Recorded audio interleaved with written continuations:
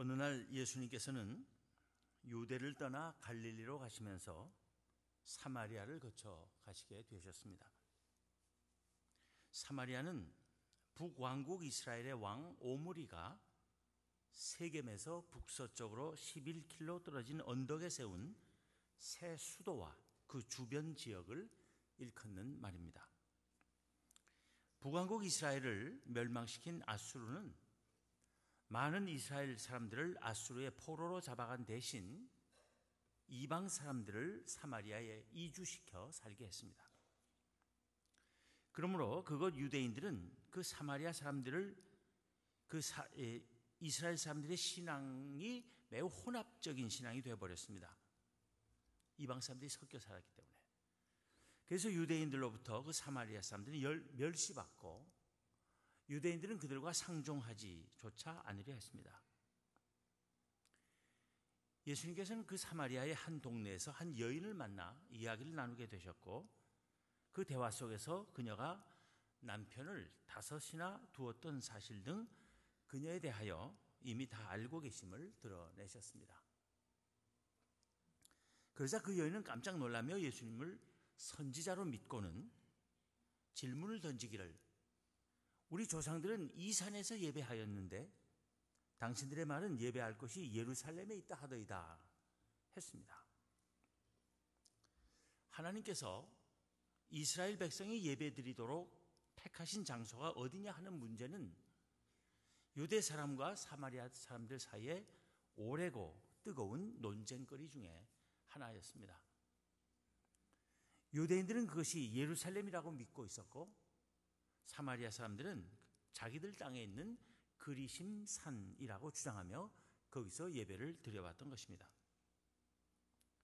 예수님을 선지자로 여긴 사마리아 여인은 속으로 생각하기를 이 사람은 분명 선지자 같은데 그렇다면 우리와 유대인들 사이에 첨예한 논쟁거리인 예배의 장소 문제에 대하여 이 선지자는 어떻게 생각하는지 알아봐야겠다 하고는 예수님께 여쭌 것입니다. 그런데 예수님의 대답은 그 사마리아 여인이 기대했던 것과는 다른 방향, 다른 차원에서 주어졌습니다. 예수님께서는 예배의 장소에 관해서가 아니라 예배의 본질에 관해서 말씀하신 것입니다. 예수님의 첫 번째 말씀은 여자여 내 말을 믿으라. 이 산에서도 말고 예루살렘에서도 말고 너희가 아버지께 예배할 때가 이르리라 하신 것입니다. 이것은 어디서 예배해야 하느냐가 아니라 누구에게 예배하느냐가 중요한 것임을 말씀하신 것입니다. 예배의 대상에 대한 바른 지식이 예배에서 가장 중요함을 적시하신 것입니다. 그리고 이제는 예배의 대상이신 하나님에 대한 바른 지식이 예수님 자신의 존재로 인해 드러날 때가 왔음을 밝히신 것입니다. 예배의 대상을 아버지라고 하신 것은 그 아들이신 자신을 참된 예배와 연관시키신 것입니다. 하나님께서 그 아들을 세상에 보내시고 그 아들을 믿는 이들을 구원하실 것임을 아는 믿음을 가지고 예배해야 할 때가 되었음을 알리신 것입니다. 예수님의 두 번째 말씀은 너희는 알지 못하는 것을 예배하고 우리는 아는 것을 예배하노니 이는 구원이 유대인에게서 남이라 하신 것입니다. 너희 즉 사마리아인들은 알지 못하는 것을 예배한다는 말씀은 그들이 하나님의 아들이신 이를 아는 지식과 그 아들을 통해서 계시되는 구원의 진리 위에서 예배드리지 못하고 있다는 뜻입니다. 그러면 우리 즉 유대인들은 아는 것을 예배하노니 이는 구원이 유대인에게서 남이라 하신 말씀의 뜻은 무엇이겠습니까? 그것은 하나님의 아들이신 예수 그리스도와 그를 통해 계시되는 구원의 진리를 유대인들은 다 알고 있다는 뜻이 아닙니다. 그들이 그것을 다 알고 있었더라면 예수님을 십자가에 못 박지 않았을 것입니다. 그 말씀의 뜻은 구원자는 유대 땅에서 나오실 것이고 하나님의 구원의 계시는 그를 통해서만 드러날 것이며 그를 아는 것만이 참된 믿음이 될 것이고 참된 믿음으로 드리는 예배만이 하나님이 받으실 예배라는 것입니다. 즉 예수 그리스도를 아는 지식과 그 안에서 드러나는 구원의 진리를 가지고 있느냐 없느냐 하는 것이 아는 것을 예배하는 것인지 알지 못하는 것을 예배하는 것인지를 가리는 시금석이라는 것입니다. 예수 그리스도에 대한 믿음이 참 예배의 본질적 요소라는 것입니다. 예수님의 세 번째 말씀은 아버지께 참되게 예배하는 자들은 영과 진리로 예배할 때가 오나니 곧 이때라. 아버지께서는 자기에게 이렇게 예배하는 자들을 찾으시느니라. 하나님은 영이시니 예배하는 자가 영과 진리로 예배할지니라 하신 것입니다. 참된 예배는 영과 진리로 드리는 예배라는 것입니다.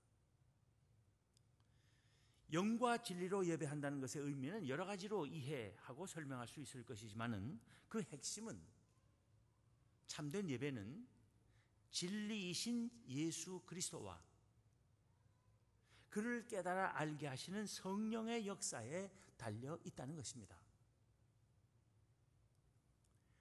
우리가 성령의 역사로 인해서 진리의 영을 소유하게 되고 그리하여 예수 그리스도와 그의 구원의 진리를 확실히 깨달아 알아야 참된 예배를 드릴 수 있다는 것입니다. 그리고 성령께서만이 우리에게 예수 그리스도와 그 안에 주어진 진리를 바로 알게 하시는데 그 성령께서 주시는 진리의 영을 받아 예배할 때가 이제 도래했음을 선포하신 것입니다. 아버지께 참되게 예배하는 자들은 영과 진리로 예배할 때가 오나니 곧 이때라 하신 것은 바로 예수님 자신이 메시아 곧 그리스도로서 이미 와 계심을 가리키신 말씀입니다. 그래서 사마리아 여인이 말하기를 메시아 곧 그리스도라 하는 이가 오실 줄을 내가 아노니 그가 오시면 모든 것을 우리에게 알려주시리이다 하자 예수님께서는 네게 말하는 내가 그라 가르쳐 주신 것입니다. 성령께서 우리에게 주신 진리의 영으로 예수 그리스도를 알게 되며 그 안에서 구원하시는 아버지 하나님을 깨달아 그 삼위일체 하나님에 대한 바른 믿음으로 드리는 예배가 영과 진리로 드리는 예배입니다.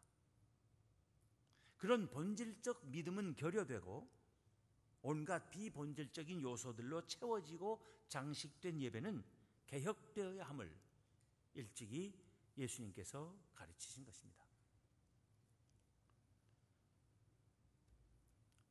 10월달이 종교개혁의 달인데 16세기에 일어났던 종교개혁은 예배라고 할 수 없도록 심히 왜곡되고 변질되고 손상되었던 예배를 회복하는 운동이었다고도 말할 수 있습니다. 참된 예배의 회복운동은 끊임없이 개혁을 필요로 하는 모든 교회에서 우선적으로 이루어져야 하는 것입니다. 참된 예배는 어디에서 예배하느냐에 달린 것이 아닙니다. 어느 교단에 속했느냐, 얼마나 크고 잘 지은 예배당 안에서 예배드리느냐, 얼마나 많은 회중과 함께 예배드리느냐, 어느 시간에 예배드리느냐, 어느 목사의 설교를 들으며 예배드리느냐 하는 것은 참된 예배와 아무 상관이 없는 것입니다. 또 특정한 장소나 공간이나 시간이나 시설 또는 예배의 순서 자체를 신성시하거나 우상화하는 것도 예배의 본질에서 벗어나는 일입니다. 참된 예배는 무엇보다도 하나님께 드려지는 예배입니다.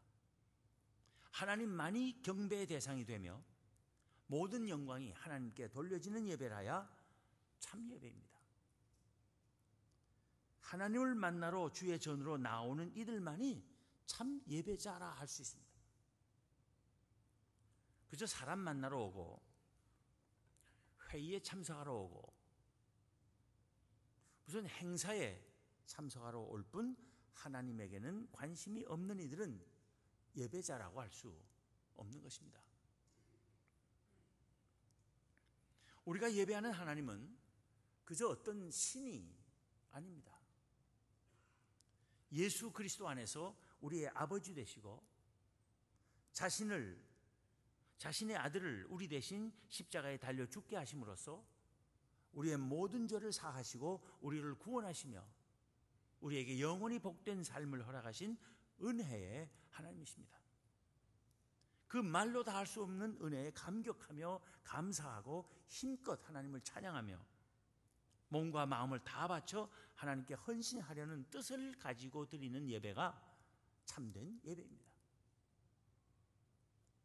또 하나님을 만유의 창조주이시며 지으신 모든 세계와 인생과 역사를 당신의 주권과 지혜와 능력과 사랑과 선하심과 의로 주관하시는 섭리주로 믿으며 온전히 하나님만을 의지하고 만사를 그의 뜻에 맡기며 전적으로 그에게 순종하고 모든 일을 오직 그에게 아뢰며 간구하는 믿음으로 드리는 예배가 참된 예배입니다. 하나님도 의지하지만 또 다른 어떤 신들도 다른 종교의 힘도 또 빌릴 수 있으면 빌리겠다 하면서 예배 드린 사람들은 참된 예배를 드린 것이 아님을 알아야 합니다.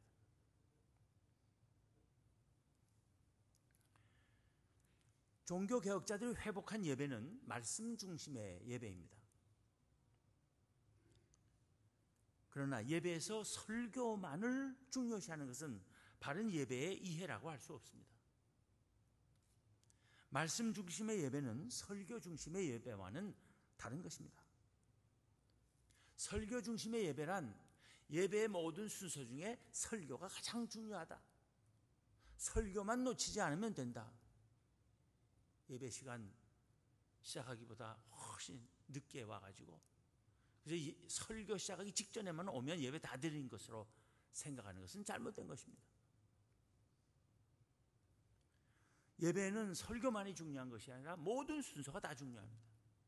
말씀 중심의 예배란 모든 순서를 통해서 말씀이 육신이 되어 오신 예수 그리스도를 고백하는 예배가 참된 말씀 중심의 예배인 것입니다.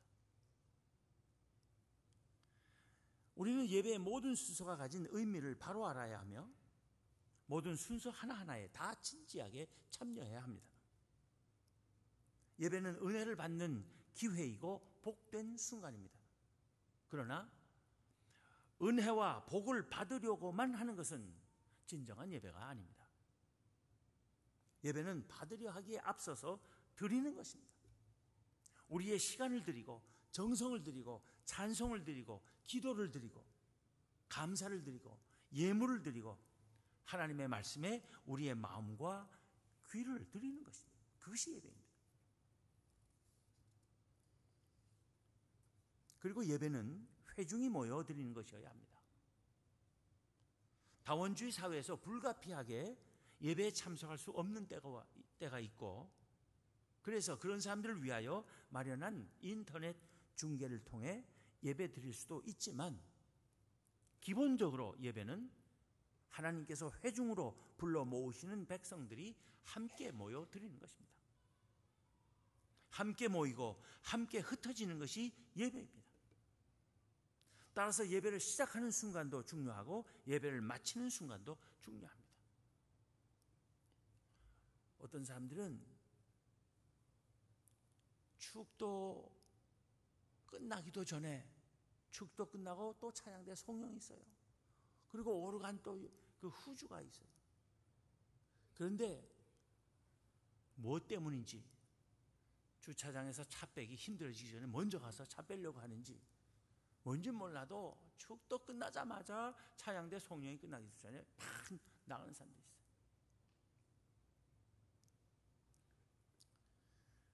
시작하는 순간도 중요하고 마치는 순간도 중요합니다. 함께 시작하고 함께 마치는 것이 중요합니다. 시작과 마침을 함께 할 때 회중의 예배가 되고 예배하는 회중이 되는 것입니다. 그래야 교회가 진정한 예배 공동체가 되는 것입니다. 예배에서 모이는 것만 아니라 흩어지는 것도 중요한 이유는 예배를 마치고 흩어지는 것이 그저 흩어지는 것이 아니기 때문입니다. 예배 후에 흩어지는 것은 우리 모두가 다시 세상 속으로 파송받는 것입니다. 세상으로 파송받는다는 것은 세상에 흩어져 나가서도 예배에서 받은 말씀대로 살며 그 말씀을 전하기 위한 것입니다. 세상에서 예수 그리스도의 증인이 되며 소금과 같은 삶을 살고 빛과 같은 삶을 살기 위한 것입니다. 예배는 삶과 괴리되지 않을 때 참 예배입니다. 우리의 삶은 예배의 연장이어야 하며 예배는 우리의 예배적인 삶이 농축되어 가장 아름답게 꽃피는 완성도 높은 순간이어야 하는 것입니다. 그것이 영과 진리로 드리는 예배입니다. 하나님께서는 우리에게서 그런 예배를 받으시기를 원하시는 것입니다. 우리의 예배와 삶이 하나님께서 원하시는 모습대로 되고자 끊임없이 힘쓰는 것이 진정한 종교개혁이며 우리 개신교의 본래의 전통입니다. 우리의 삶에 있어서 가장 중요한 예배에서부터 예배의 본질을 항상 회복하고 유지하며 또 우리의 삶이 하나님 보시기에 합당하도록 날마다 변화해야 할 것입니다. 예배는 경건하게 드리는데 삶이 경건하지 못하면 예배하는 우리의 모습이 거룩하고 존경스럽기는커녕 오히려 거짓되고 가증스럽게 보일 뿐입니다. 그렇게 되면 하나님께 영광을 돌려야 할 우리의 예배가 오히려 하나님께 욕을 돌리게 하고 맙니다. 따라서 우리가 예배의 형식의 변화를 주는 것보다 더 관심을 기울여야 할 것은 우리의 삶의 변화를 주는 것입니다.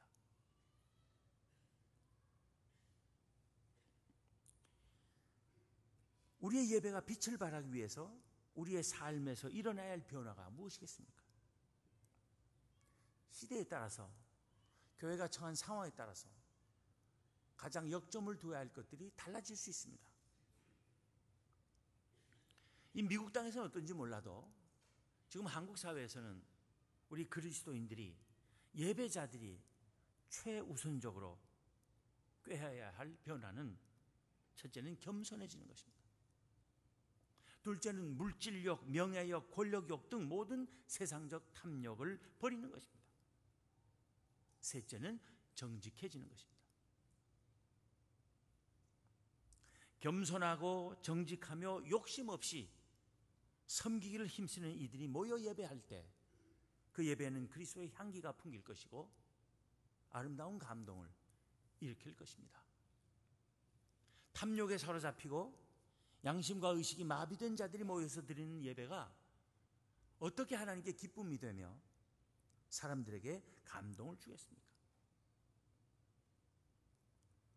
의식의 개혁과 삶의 변화는 없이 예배를 100번 갱신해 본들 무슨 소용이 있겠습니까? 또 예배의 본질을 지키는 한은 예배의 순서가 바뀌는 것은 중요한 것이 아닙니다.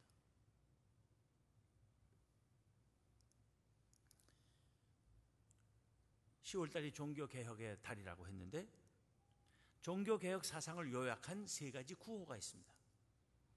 오직 성경으로, 오직 믿음으로, 오직 은혜로라고 하는 것입니다.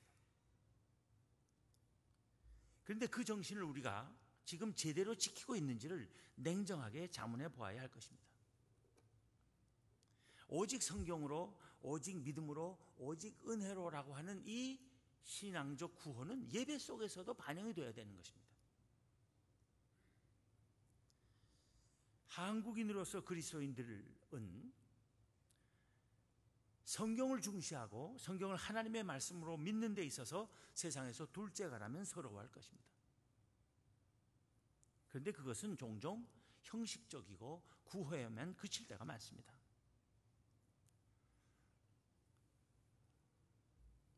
오직 성경으로 하면 그저 성경만 열심히 공부하고 성경 공부에만 많이 참석하면 되는 것이 아닙니다.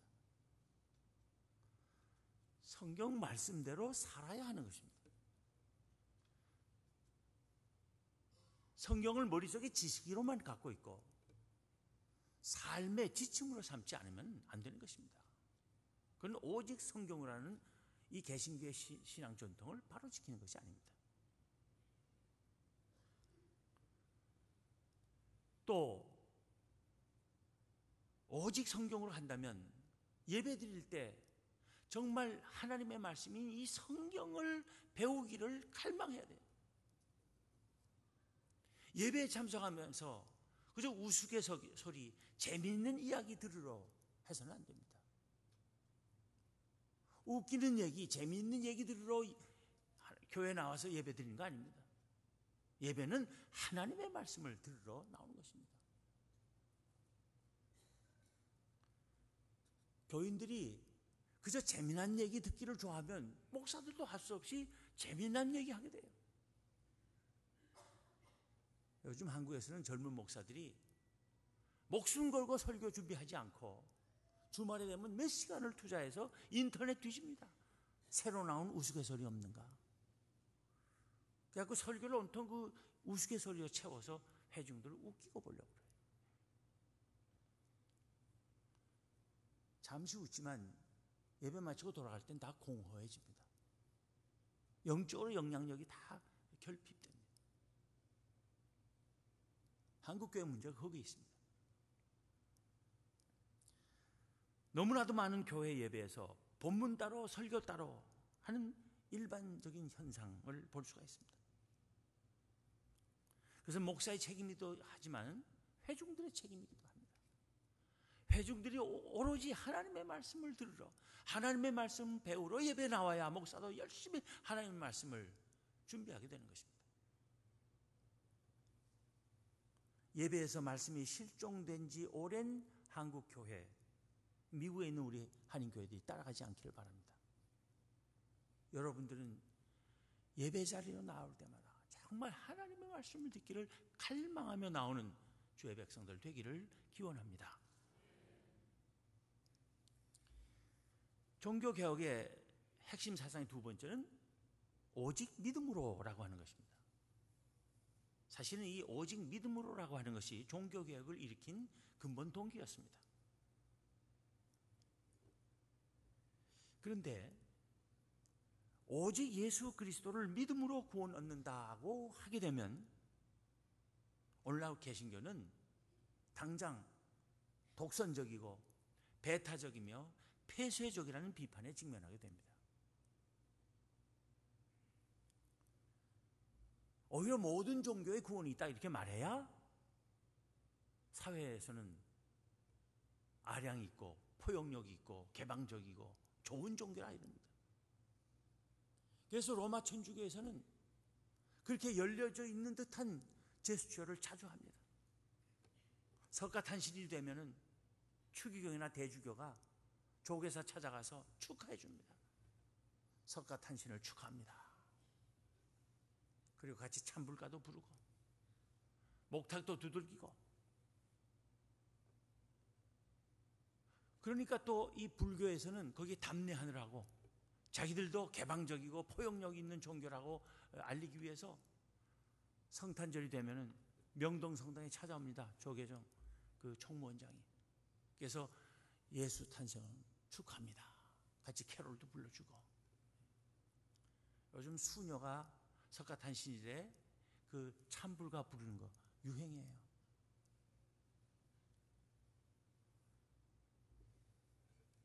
오늘날 세대가 개방적이고 포용력이 있어야 환영받는 세상이 되어가지고 그 시류에 맞춰서 그렇게들 합니다.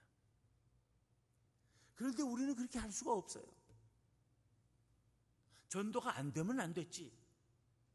오직 예수 그리스도가 우리의 구세주시고 그를 믿는 믿음만이 구원을 받게 하는 것이라고 그 신앙을 우리는 포기할 수도 없고 양보할 수도 없고 타협할 수도 없어요. 그는 끝까지 지켜야 하는 것인데 그것을 지키고 고백하면 당장 사회에서는 독선적이고 배타적이고 폐쇄적이라는 비판에 직면합니다. 이 딜레마를 어떻게 해소할 수 있겠습니까? 어떻게 타개되겠습니까? 저는 딴 거 없다고 봅니다. 그래서 우리 그리스도인들이, 우리 개신교 신자들이 정직하게 살고 선한 일을 열심히 행하고 섬기기를 힘써야 됩니다. 그래서 비록 예수 믿는 사람들이 그들의 신앙 문제에 있어서는 고집불통이고 타협할 줄 모르지만 그래도 그들 때문에 이 사회가 지탱된다고 국민으로부터 인정받아야 합니다. 예수 믿는 사람들은 거짓말 안 하고 법 잘 지키고 탈세 안 하며 봉사 잘하는 사람들이라고. 나라가 어려워지고 사회에 위기가 닥치면 제일 먼저 개신교인들이 손발 벗고 나서지 않느냐. 저들이 없으면 우리 사회 큰일 난다 라는 인식이 보편화될 때까지 그렇게 되도록 우리는 열심히 선한 일을 하고 정직하게 살아야 됩니다. 그렇게 하면 반드시 기독교인과 교회에 대한 불신과 적대감을 점차로 없애갈 수 있으리라고 믿습니다. 그래서 그리스도인과 우리 개신교를 사람들이 신뢰하고 존경하고 사랑하는 날이 하루속히 돌아오기를 바랍니다. 세 번째 종교개혁의 구원은 오직 은혜로입니다. 오직 은혜로는 결국은 모든 영광은 오직 하나님께 돌린다는 신앙의 자세로 나아가는 것입니다. 모든 것은 다 하나님의 은혜다. 내가 열심히 한 것 같지만 전부 하나님의 은혜였다라고 고백하는 사람은 모든 영광을 하나님께 돌리게 되는 것입니다. 예배에서도 마찬가지입니다. 예배에서 모든 영광은 하나님께만 돌려야 합니다. 하나님이 누리셔야 할 영광을 조금이라도 목사나 다른 사람이 나누어 가지는 예배는 예배가 아닙니다. 아무리 순서를 화려하고 멋지게 구성해서 드리는 예배라 해도 예수 그리스도는 뒷전으로 밀려나고 목사만 드러나는 예배는 우상 숭배에 불과한 것입니다. 진정 말씀을 사모하고 또 우리의 믿음과 걸맞는 선한 삶을 열심히 살고 그리고 모든 영광을 하나님께 돌리는 그러한 백성들이 드리는 예배를 하나님께서는 기뻐 받으실 것입니다. 그것이 참된 예배이고 그것이 영과 진리로 드리는 예배가 될 것입니다. 우리의 의식이 변하고 삶이 바뀌며 삼위일체 하나님 중심으로 드리는 예배, 겸손하고 욕심 없이 정직하게 살며 드리는 예배, 말씀이 살아있는 예배가 영과 진리로 드리는 참된 예배입니다. 그런 예배를 드리는 교회가 진정한 교회입니다.